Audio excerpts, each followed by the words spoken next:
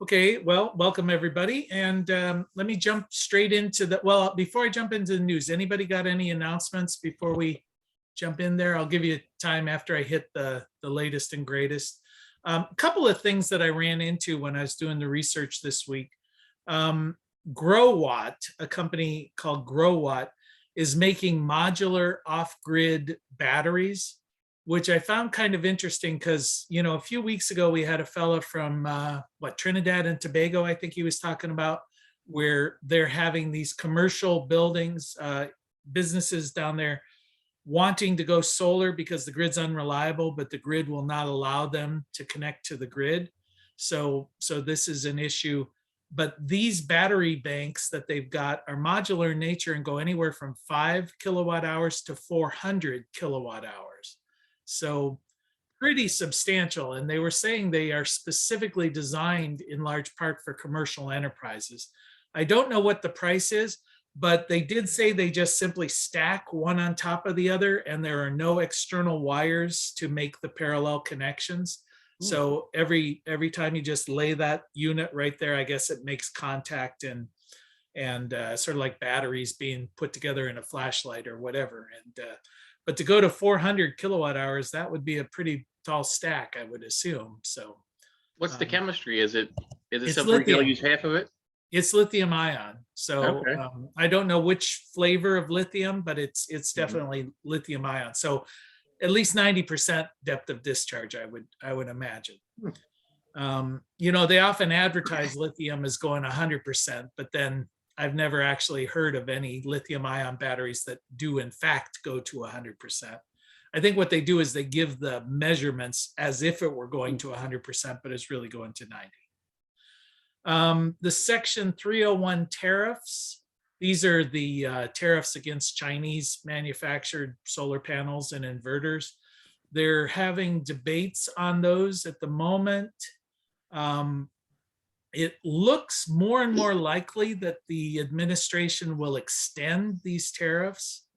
They're already talking about extending the steel and aluminum tariffs against China.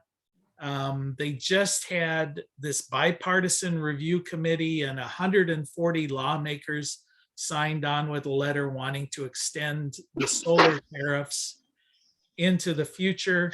And in this article I was reading, they were linking in with supply chain disruption. And maybe it's my own brain, but they were saying 56% of all utility PV projects worldwide anticipate they will either be canceled or postponed because of supply chain issues. And they didn't make the link in the article, but I'm thinking if you're having major league supply chain issues, is adding a 25% tax on the import, regardless of the source, a good move? I mean, it seems to me supply chain means you can't get the product. So what are you going to do? You're going to make it more expensive to get the product, which seems a counterintuitive move to me, I guess. Somebody wiser than me is probably in charge. That's what I believed when I was 12. I no longer believe it, but I still hope for it. So Duke Energy down in Florida, which I think is where Bob is, I don't see if anybody else, is starting a virtual power plant pilot project. We talked about this in California going on. Florida struck me as a weird one. They've got a cute little marketing. It's called BYOB, for bring your own battery. So cute. But basically they're looking at creating virtual peaker plants by using people's pre-existing batteries, in a residential marketplace. So I think we're seeing a lot more of that. Last session when we talked about the predictions for the coming year, one of them had to deal with virtual utilities, and this is definitely a move in that direction. And again, last week, I think, or 2 weeks ago, we talked about California restricting net metering, the beneficial or the how generous they are with it. Well, Mississippi is expanding their net metering, which it seemed weird that California would restrict it and Mississippi would expand it, except when you start getting into the details of it, because Mississippi currently, their net metering policy, they only pay 2.5 cents a kilowatt hour for net metered in Mississippi. So I'm thinking, okay, well, that's probably about half of wholesale. So they can afford to be a bit more generous. And actually the generosity means if you're below 250% of the poverty level, they will actually increase that to 4.5 cents a kilowatt hour. So we're almost up to wholesale at that point. So How many people below the poverty level can afford to put in solar panels? Probably very few. But then they've come up with another incentive, which again kind of blows my mind. They're ruling that the utilities must pay $3,000 in cash for anybody who installs between a 3 kW and a 6 kW array. So on the one hand, they've got essentially a non-existent net metering, but on the other hand, now they're requiring that they pay $3,000 from the utility to anybody who wants to install solar. So it seems like with these legislative rulings in different jurisdictions, it's like on one hand, they're doing one thing to promote it, and on the other hand, they're doing something to restrict it. And at least to my mind, these things don't make common sense. You know, they don't have a coherent strategy. So that might just be my impression. Who knows? So the utility pays the $3,000 or the customer? Well, ultimately the customer pays it, Right. obviously, but it's through the utility. Now, I guess it would make sense if the utility got some big grant, you know, like from the feds or something as this cash payout. You know, it's hard to know because they didn't go into the details, but basically they're saying if you install a new system, we'll send you a $3,000 rebate check. If you're Well, they get electricity at 2.5 cents a watt. Yeah, it won't make financial sense to do it, but we'll give you money to make it happen. So yeah, because net metering in Mississippi at 2.5 cents a kilowatt hour, I mean that doesn't, you may as well not be connected, you know. I mean, it's just not even gonna, who knows what their access charges are as well. And then another incentive that's new is Connecticut. They've got a new battery incentive program, and it's a 9-year program. They're going to pay up to $200 per kilowatt hour on batteries, up to $7,500 for residential programs. So if you install a battery in your residence, they'll pay you up to $7,500 as a payback. Now, they didn't say it, but they insinuated this is coming from electrical customers, which basically means like, it sounds like they're going to put a surcharge on everybody's electric bill to fund this, but they didn't say that exactly. Their goal is to put in 1,000 megawatt hours of storage by 2030, and they will pay up to 50% on commercial systems. So I don't know, this, you know, most of these are new things, and often they don't go into great detail on them. So I'm kind of reporting half-baked notions here, but it sounds like there's this program in Connecticut. I'm not quite sure about the details, who's paying for it. I looked to see if there was limitations, like it will be until this money runs out, like the Chicago incentive thing, where they come out with incentives, but they say, until we run out of money, and oh, by the way, we just ran out of money, you know. So that's kind of how some of these things, but they didn't talk about any limitations. So that was the news of the last week. Anybody have any comments on that or any additions? Yeah, Bob, you've got one? Well, the governor of Florida, who said he's going to be the next president of the United States, We can only hope, right? instigated a bill that's going through a legislature right now to eliminate net zeroing. Oh, yeah, yeah. Well, it sounds like he's kind of on a mission to prove that he can be Trumpier than Trump, you know, in every respect. And But Florida's legislature has always been known to be guided through wisdom and careful deliberation. So I'm sure there And won't be any money. problems And there. money. So, The other thing is, that I'm walking down the street and here's a solar system on a roof, and I count the number of panels, and it was 40 panels. oh, on a single family. Yeah, that's a pretty good sized system. So the guy was standing out there, Steve, with his southern drawl, was very noticeable. And I said, when did you put the system in? Thinking that it was maybe a 200-watt panels, you know. He says, last year there were 400-watt panels. Huh. So he has 16 kilovolts coming off of that system, DC. And he has a pool, he has 2 jacuzzis, he has 2 air conditioners, and he spent $75,000 for the system with batteries, 3 battery systems on the wall. And the reason why he bought it, this is the punchline, is he wanted total independence from those government agencies and stuff like that. Okay. So I'm going to start selling down here, get off from the government agencies by going total solar. Mhm. How's that for a sales pitch? That sounds good. You can call it what, Brandon Solar or something, you know, and appeal to that. What is that thing? Let's go, Brandon, or whatever. Yeah. I think there's a market for that. I mean, literally, there's a lot of folks. I always say that solar should really be a Tea Party platform, you know, that old Tea Party. It's all about American made, energy independence, not dependent upon the larger system, whichever, whether it's the utility or the government, you know. I mean, it's all about that. I just don't see there's a disconnect clearly there politically. Jay, isn't it? Isn't what? Isn't it? Well, it's getting there. It's getting there more, but there has been traditionally that wing of the political spectrum has been against solar because it seemed to be a liberal thing, you know. Hippie technology.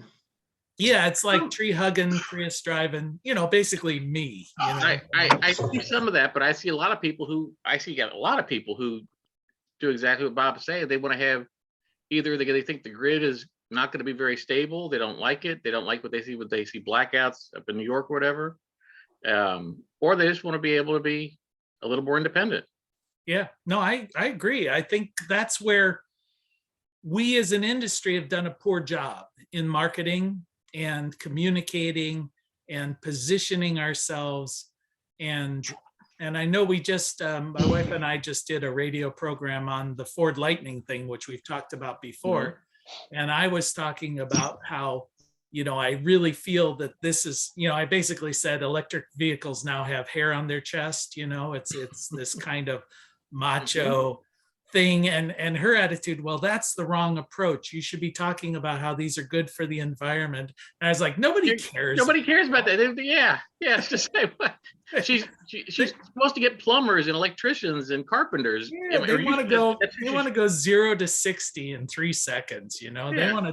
They want to haul a big old boat, you know, and yeah, that's kind of, you know, we can be judgmental in those things, but I always say nobody does something because it's the right thing to do.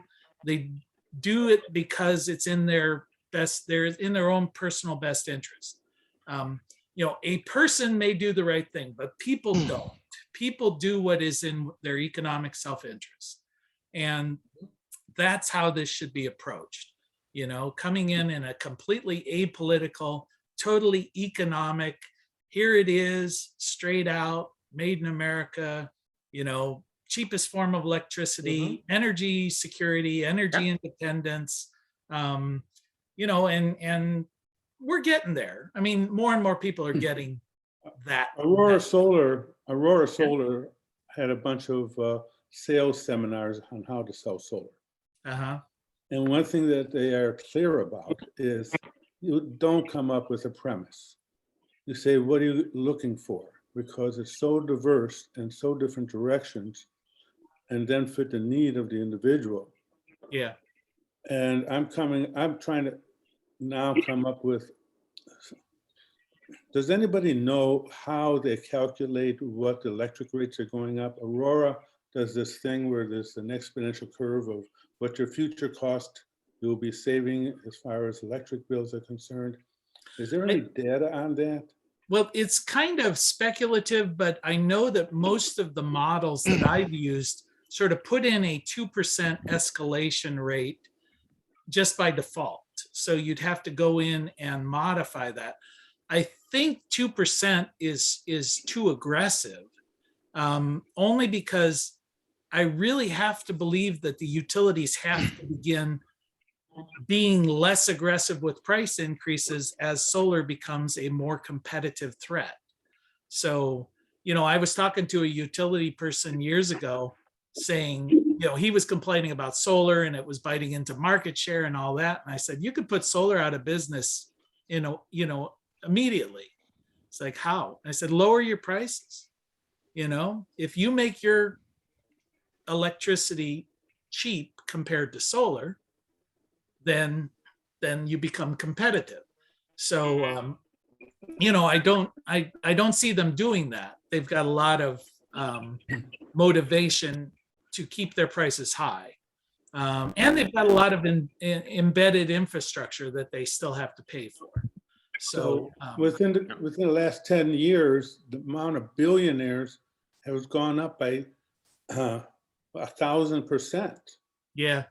Yeah, I saw a thing, obviously we're dealing with wealth inequality, but the only problem with that is it's not in my favor, so it's. So would you be the guy to walk into Big Boy's office and say, I got this idea to lower rates?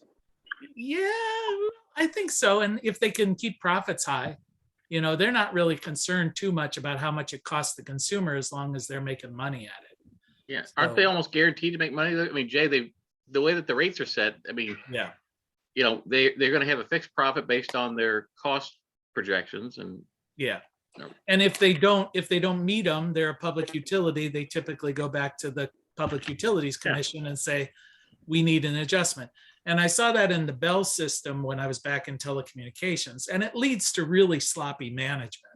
So, because there is no incentive to be good, I mean, you're going to make a profit regardless. I see Devanan, you joined us. I had mentioned you're down in Trinidad and Tobago, right? Correct. Yeah. I mentioned at the outset, you had asked about batteries. There is a company called GrowWatt that you might know. Oh, you've got those guys? Yeah, right now what happening, a company I'm working with as a consultant, we are bidding on a lot of commercial systems in Trinidad and Guyana. In fact, I had a 10-hour pre-bid meeting in about 15 minutes time on a 650 kilowatt micro kind of grid kind of concept they want in a community power in Guyana.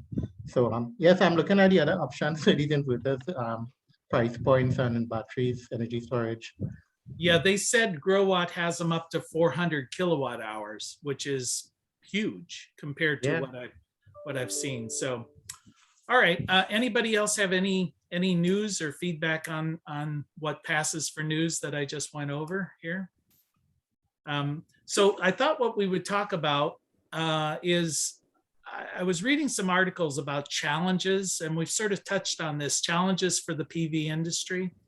And I'd like to have your feedback on this, but I thought I'd start out on this. I found an article that was written in 2011 about what are the great challenges facing the solar industry over the coming decade.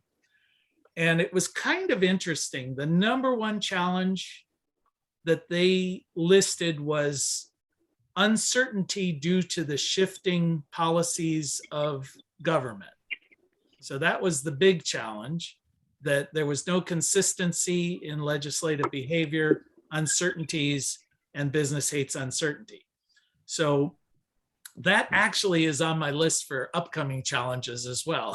So I think one of the things we can always count on is government being full of shifting policies, uncertainty, and a non-coherent message going forward. So in 20 years, we'll have the same thing on our list. Then trade barriers with China was one, but it was talking about how we needed to open the global trade market and reduce any kind of restrictions on trade with China. So that was the main message, is we need free and open trade with China in order to grow this industry. The next one was the need to lower the balance of systems costs, which I think is pretty much spot on, certainly 11 years ago. Tight credit markets, that was a big issue in that environment, for basically saying people can't afford to do systems unless they can borrow money to do them.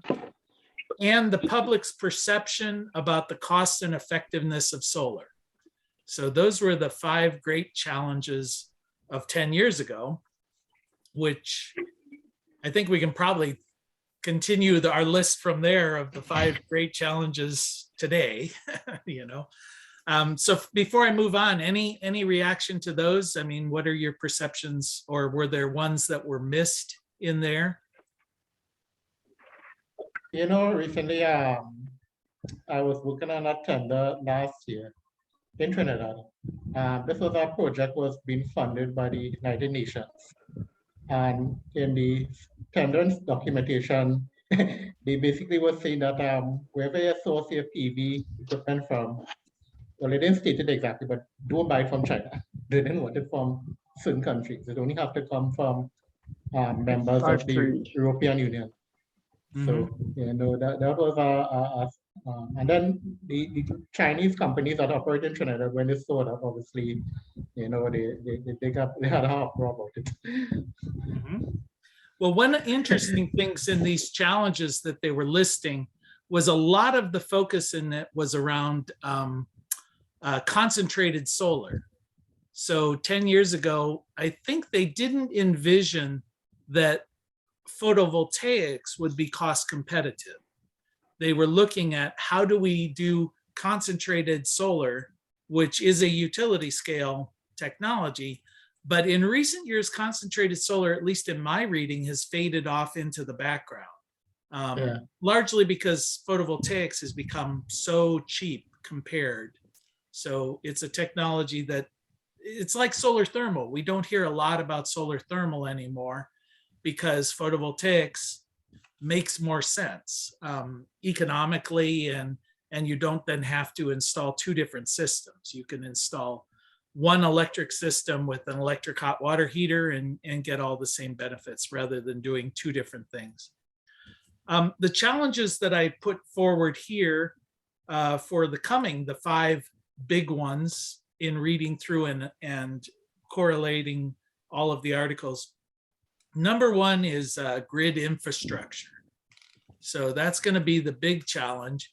It's like, as an industry, we've gotten large enough that we impact the total system, and particularly storage and transmission. How do we deal with the integration of storage, and how do we deal with transmission over long distances? So that's going to be a huge challenge going forward. And I think we approach it from 2 different directions. One is, in the recent infrastructure bill, they do have a lot of money in there for transmission.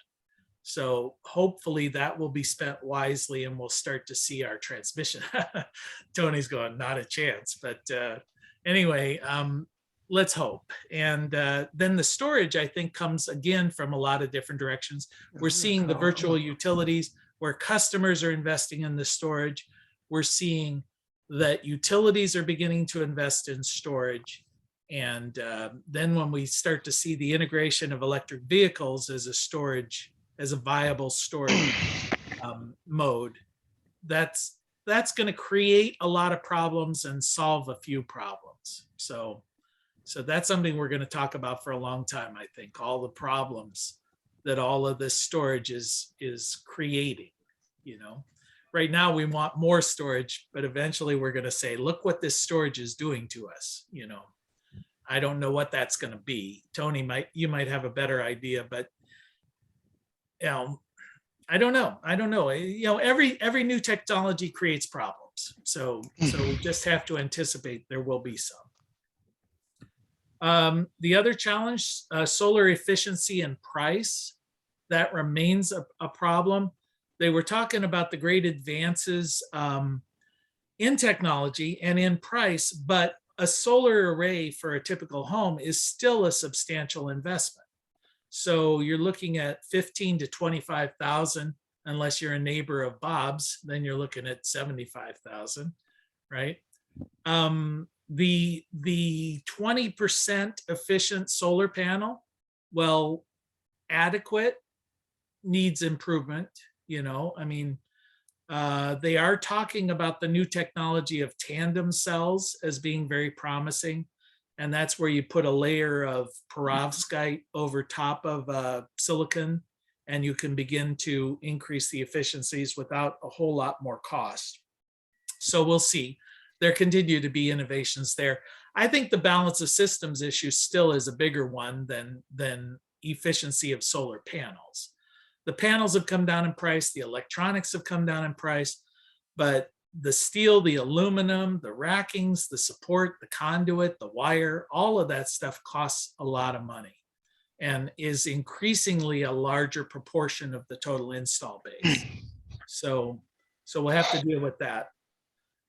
Speaking of that, supply chain issues, short-term and long-term. Short-term, that'll work its way through, but will that ever get to the point where prices can become really cheap and still allow people to distribute it and make money at it? I think some of the tariff activity right now is a clumsy attempt to try and move supply chain back domestically. I think that's a good goal, but I don't know that tariffs is the right mechanism to do that. There's got to be better ways of doing that rather than just throwing a 25% tax out there if it comes from China. Because of course, China's just moved production to other countries, and then they go, oh, well, then we're going to tax Malaysia. And it's like whack-a-mole, every time you whack one of them, they go to Bangladesh, and then they go here and whatever. So it's a clumsy thing. There's got to be better. There's got to be better ways of doing it. But I don't have an answer. So, yeah, Bob, you got a better way? You're still muted, Bob. There you go. For 30 years, my company, Regency Electronics, built printed circuit board assemblies and hardware and high-tech, high quality. But my biggest competition was China. Everybody was going to China. There's some negative sides to going to China. Legal aspects is one of them, a couple others. But I was able to match China's prices within 15%, which was enough to put me over the hump of customers going to China or coming to me. And I did it one way, and I wasn't that smart. To get to zero level defect, I had to do high automation. And I got high-speed machines, high automations. My employees went from 30 to about 6. And my machine cost was, hundreds of thousands of dollars. But automation is the answer to take on offshore, and it works. And yeah, I it's think a higher quality product. We're seeing transportation, shipping is becoming an ever increasing thing. And it seems to me if you're going to buy something from a local manufacturer, you're going to save money, in reliability and also in cost of transportation, over China for sure. And maybe now the marketing is when people are finding an unreliable supplier, it doesn't matter what the cost is if you can't get the product. So, and the warranties, forget about it. I got contacted constantly from customers that bought from China who got garbage and wanted me to rework them. Yeah. And Well, I'm sure there are good companies from China and poor companies from China. Everybody is kind of human, but it seems to me that we as a culture are now more aware of it, and it should be something that we can we can market and take advantage of those, have a more nuanced conversation than just price. That's a thing that I think we need to push out there. Well, inconsistent government policies, that was number 4 in the list. And we're seeing it at the national level quite dramatically, where Trump was trying to roll back all of these things. Biden's trying to be perhaps too aggressive with the Build Back Better, proposals. So there's a reaction against that. So, everybody in the industry is like, yeah, that provision would be great. But, I'm sure other counter arguments to it, like you're going to double my taxes or something like that, which that sounds like a silly argument, but we won't. It's not that silly. I know. So, obviously inconsistency is the big issue. What we need is, here's the 20-year plan, and every administration kind of proceeds along a logical progression. I mean, that's never going to happen, but that's kind of what we need in any business, and solar is no different. And the last one in here, the big challenge, and I know Bob has raised this issue in the past, but I found it kind of interesting to see it in print. These install companies and the manufacturers just aren't making any money. It's that old thing about, we lose money on every sale, but we're making it up in volume. It's like the 2 big installers they mentioned, and it was a New York Times article I was reading, Sunrun and SunNova, which are 2 installers that have been trying to go national, so to speak, lost $500 million last year. So that, from an installing standpoint, seems hard for me to fathom, that I can see it if you're investing a lot in infrastructure and the like, for product, but we see a lot of these solar manufacturers, solar panel manufacturers, there are a lot of them come on the market, but they don't seem to have a profit margin that's sustainable. So I don't know what the thing is. I mean, their response in the New York Times article was that solar installation will probably remain a mom and pop, small localized business going into the future, because at a national scale, it's too unwieldy. And Hey, I what don't about- know if what I about agree some or of the- disagree. What about some of the places like ADT, and some of those places that have started to say they're going to start installing? Do you have any data on that? As far No, as I think a lot of that's too early and too new. Obviously, if you're just getting into it, a lot of that's happening through acquisition. They're buying companies that already exist and going after it regionally. I'm seeing it even locally. Some of the small installers are being bought up by regional larger installers who are trying to, like, I want to move into the Columbus, Ohio market, so I come in and buy an installer who's already established there. I don't know how that works out. I'm sure so much of it just depends on if you're a good businessman or a lousy businessman. Well, Tesla in Chicago area is subcontracting all their residential work to contractors, local contractors, bidding at the lowest price. Yeah. And that's going to be the Achilles heel for Tesla. Yeah, I've heard a lot of problems with Tesla with their approach, because it's just what we were talking about: inconsistent customer service, inconsistent quality of installation. So if you do low bid on every single job, you get low bid quality.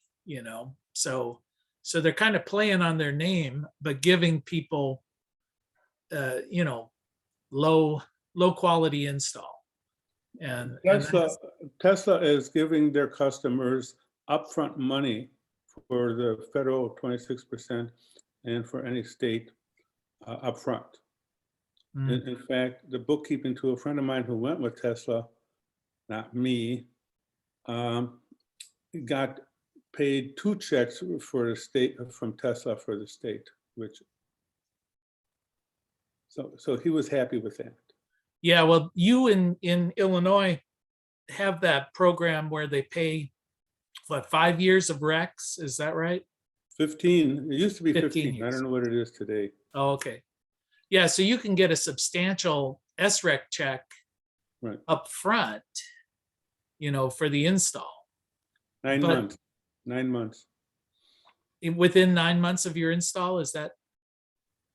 But then you mentioned before that the installer has to basically indemnify that the system will in fact produce at the levels that were projected to generate the forecast SRECs. I thought that was true, and I probably said that at one time, but what really is true, what I found out within the last year, is that the owner of the system has to indemnify it.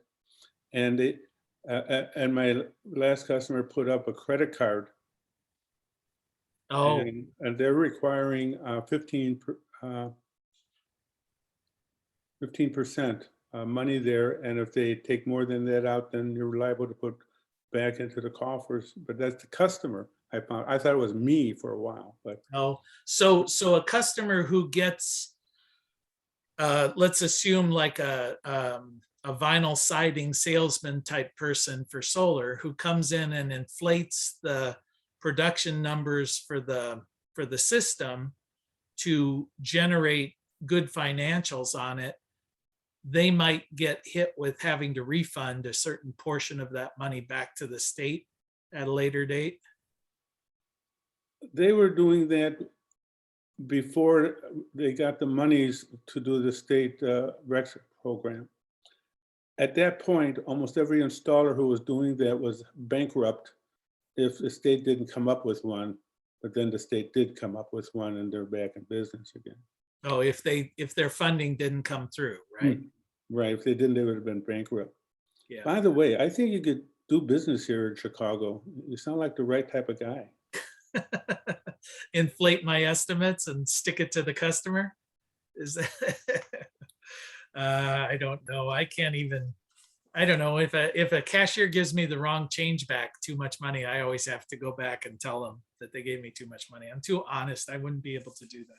Well, I'm honest, and I don't know how to combat those guys who just lie through their teeth. Yeah. But I just keep doing my business, and I hope my reputation moves forward. I think that's all you can do. So anybody else have any projections about challenges that we're going to be faced with in the coming years in solar, or any comments on what I just hit on? Because I'm sure they're not the only challenges. And I suspect the major challenge is one we've never thought of. So that's, I think there's an old Chinese saying that says nobody ever trips over a mountain. So I always like that saying because it keeps you aware of the little things. So. I can express one thing. At one time, I was building 3 different generation type of computer boards. One had literally about 160 parts in it. The newer generation had something like about 75 parts on it. And the newest generation had something like about 42. And the industry was set up to pay, and quote, per part, per board. And at one time I had 3 generations going down at 3 different prices, all doing exactly the same thing. And there's an issue in that if you draw a straight line, as the prices go down on it, to maintain the profitability is going to be harder and harder, the margins. Sure. Yeah, well, and another thing that was raised, I didn't put it in my list, had to do with solar garbage. We've talked about that before, but it strikes me that one of the challenges we're going to run into, not so much about the disposal and recycling of systems, but we saw this with the N-phase system where the 8+ series does certain things that the 7+ and the M series did not do. And that to me strikes me that as we innovate and things are not backward compatible, then some customers are going to come back and basically feel like they were sold too soon, or if I have to replace all my microinverters because there's now a feature that these old microinverters, I will feel somehow ripped off, even though that was not something that was intentional or could have been projected. So that's just I think a market perception we're going to have to deal with. And maybe some of these companies are going to have to be able to, if a product's not backwards compatible, come up with a way you can trade in the old one to get the new one, an upgrade kind of thing at a reduced cost or something. Otherwise, everybody's going to say, well, why buy solar? Because if I buy it this year, next year, it's all going to change. And what I bought today is garbage, Why buy a computer? Because what Yeah. you bought today is outdated tomorrow. That's what I was Yeah. exactly gonna say, yeah. Yeah, but you're not spending $25,000 on the computer, hopefully. So, but it's the issue, and I swear at my computer every time Microsoft decides to mess with me. So, I don't know what the issue is. I just think it will be an issue that as this technology makes things not backwardly compatible, it will raise issues in customer and manufacturers' minds. So we need to be aware of that and try and figure out how we're going to sort of work through that as the industry matures. But Jay, do you think it'll be more compatible overall too? I mean, because the Tesla versus the other chargers, I mean, there's a lot of, as things evolve, there's a lot of compatibility until you get to 120 plug instead of all the different ones you start with. It seems like they're doing pretty well about that. Like when we were talking about battery chargers and how Tesla has their own little thing, but it seems like there have been third-party adapters that you can just plug into that.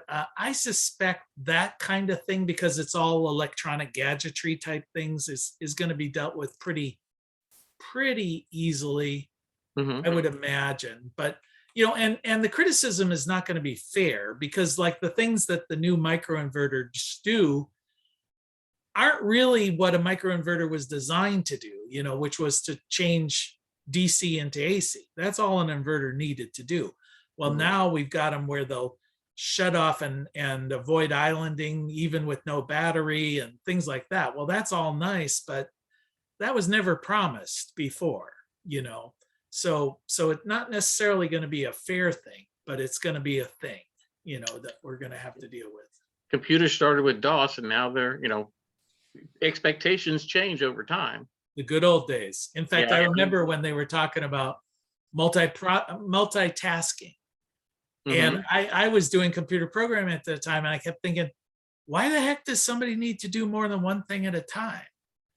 I mean, that's crazy. That'll make you crazy. It's like, if you're typing a document, just type the document, but, Well, my customers bring that up, and I tell them, I said, fine. So today we're selling Model A Fords. Yeah. And it still gets 23 miles to the gallon. It still gets you from A to B. And by the time the new stuff comes up, you've already paid off that system. You're into return on investment. And you could add on to it later, but it's not a zero. You're still getting what you paid for right. Up to 30 years on this nowadays. And yeah, it's kind of interesting when I do the comparison in class. My system has two different 4 kW components of our array, and they're microinverters. Well, the one that I installed in 2014 cost me $12,000 in product. The one I installed in 2019 cost me $4,500 in product. And when I do the economics, both of them paid for themselves at about the same time. So it's fascinating. It's kind of like, what is the right time to buy a solar array? It's when you're ready. It's like, what's the right time to buy a computer? It's when you need the computer, when it makes sense to buy that computer. Don't worry about what's going to happen in the future, because that will kind of take care of itself. But as you say, mine, I could sit back and regret that I have these old antiquated panels and old antiquated microinverters, but they still work just fine and they're paid for. So You know, if I want to upgrade, that becomes another choice. Doesn't that go back to what Bob was saying? It's really about what's the need that the person has, right? If they want Yeah. the energy independence, or are they want stability, or they want to be able to run air conditioners for free. I mean, No, I you're getting agree. that benefit now. Yeah, but now you're putting a reasonable expectation on in the mind of the customer. I'm just saying that people can be unreasonable as events change. So as an industry, we just need to be conscious of that. And hopefully all our products will become backward compatible, but I doubt that they will. So it's something to be aware of and maybe sympathetic to, I don't know. So is that what you would recommend? Kind of your approach is, you kind of split and upgrade half, or Again, it's going to be the situation, the personal situation. I'm looking at it, I guess, to use the example of the solar, the microinverters. I would love to put battery backup on our system. Some of my microinverters will be compatible, some will not. So maybe I'll just simply have half my array working if there's a power outage.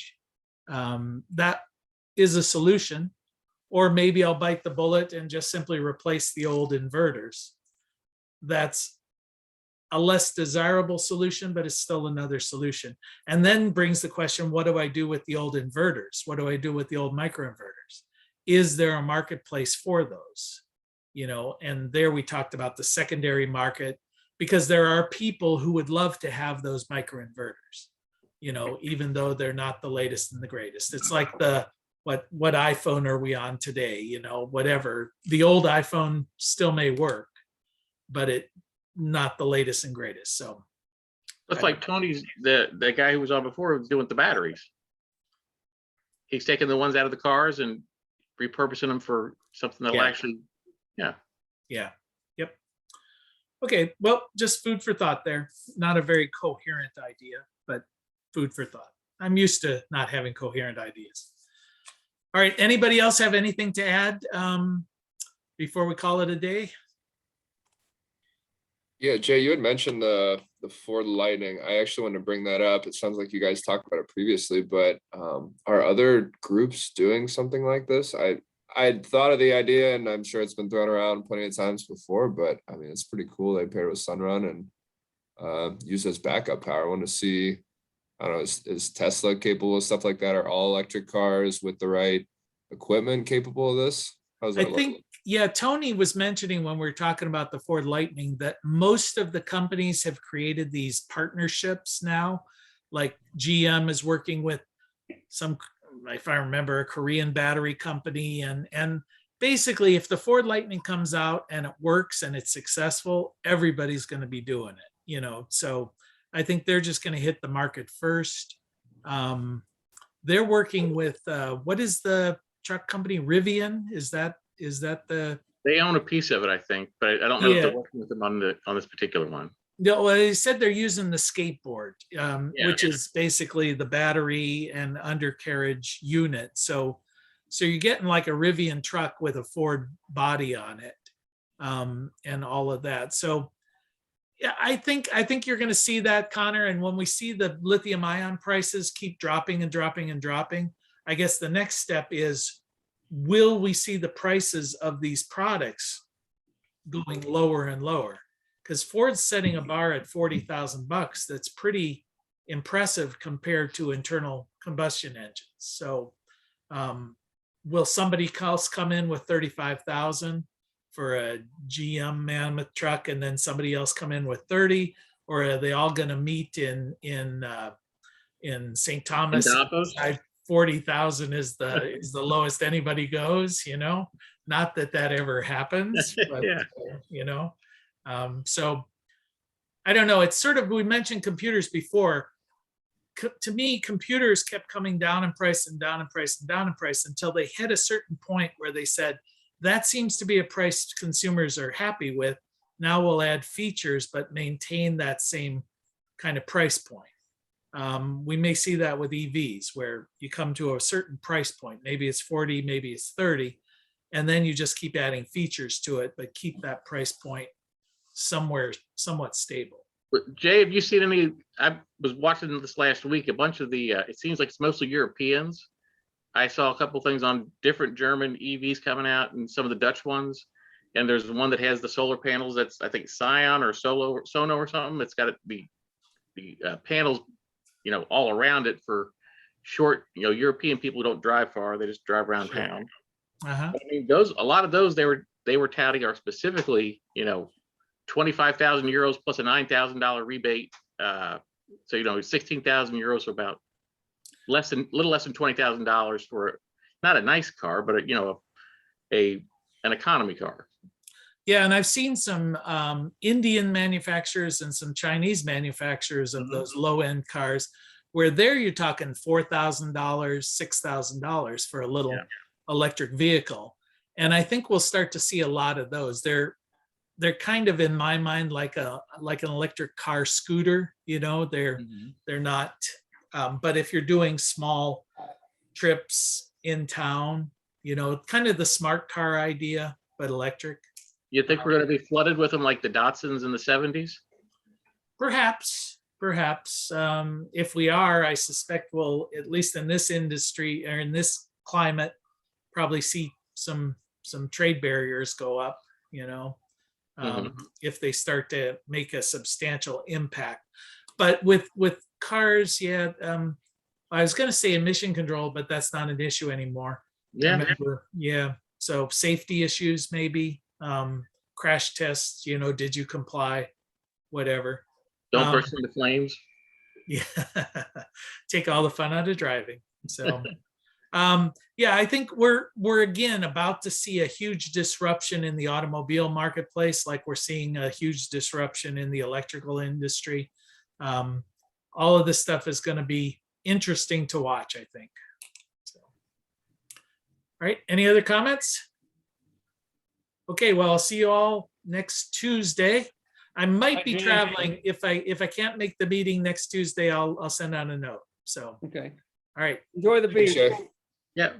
Bye-bye.